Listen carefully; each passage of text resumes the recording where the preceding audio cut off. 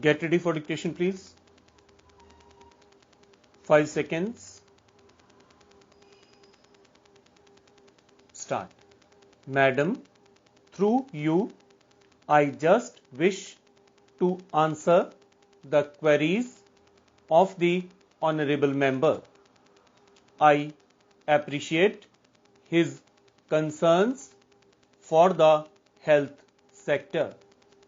Keeping his concern in our mind, we have been reviewing the situation in all the districts of the country. We have selected 18 states which are high priority states. Within those states itself, we have selected 184 districts which are lacking in facilities in terms of infrastructure and manpower, etc., as compared to other states. There are, you can say, in every state at least 25% low performing districts as compared to others which have been included in this category.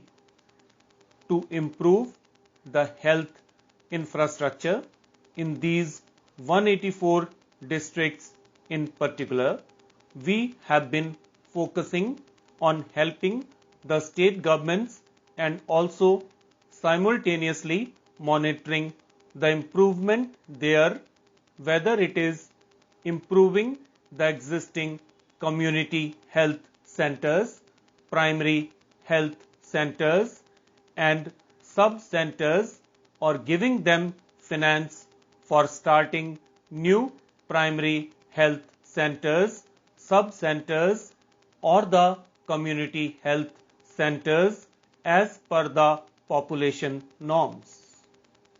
It is because for us lowering the maternal mortality rate and the infant mortality rate is a big priority area.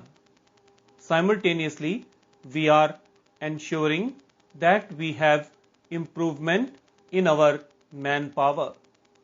For that, we have helped the states in opening up of new medical colleges, relaxing the norms for ensuring that we have more medical students, graduates and postgraduates coming out of the medical colleges, and also relaxing various norms for the opening up of medical colleges, as well as ensuring that some of the district hospitals are converted into medical colleges.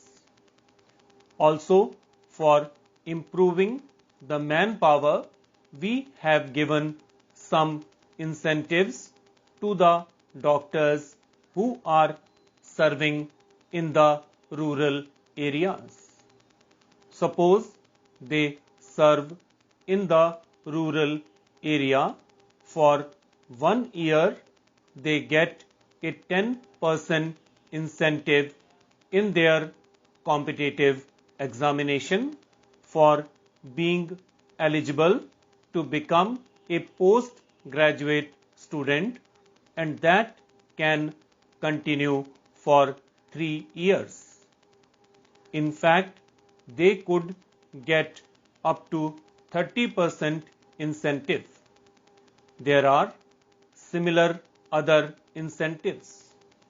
There is 50% reservation or preference for doctors who are serving in rural areas.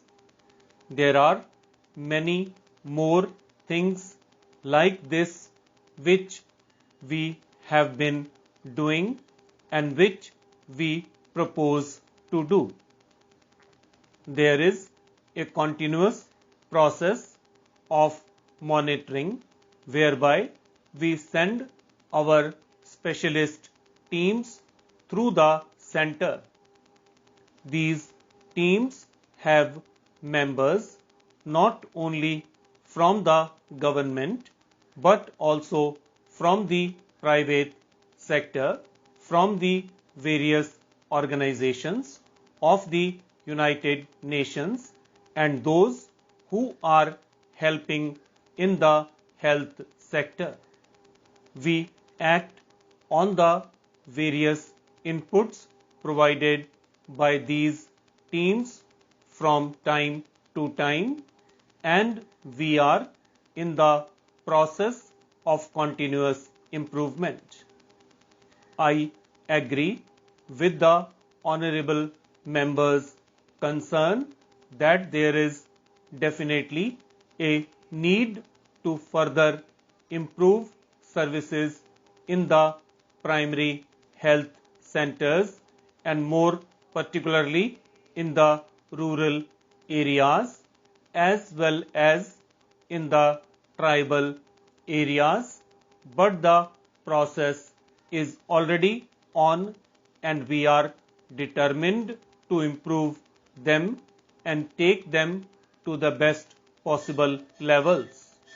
Madam, whatever the honorable member is saying is probably correct, but the facilities are not as bad as he is describing them to be, that the primary health center has only got a pen, pencil and a pad.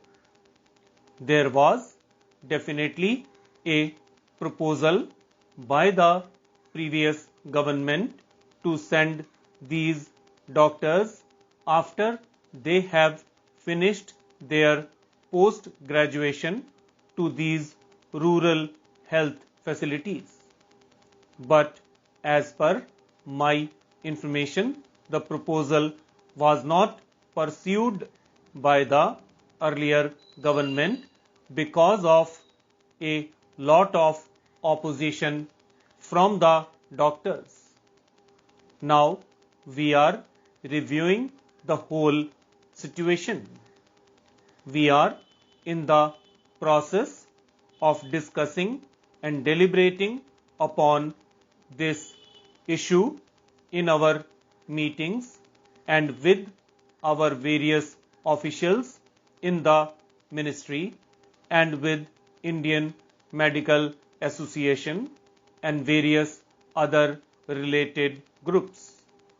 Now we are positively thinking of sending the postgraduate students to these places while they are pursuing their post-graduation medical studies. During that period, we propose to send them to these places. I am sure that in the near future, we shall be able to resolve this issue. It will certainly help in improving our manpower situation at the primary health centers. Speaker Madam, in our country, there are no proper health facilities for the people who are living in rural areas, particularly for tribals, Dalits and other weaker sections. They do not have any infrastructure to go to hospitals as they live in hilly and forest areas. Understanding they used a health service in Karnataka when I was the health minister in 2008.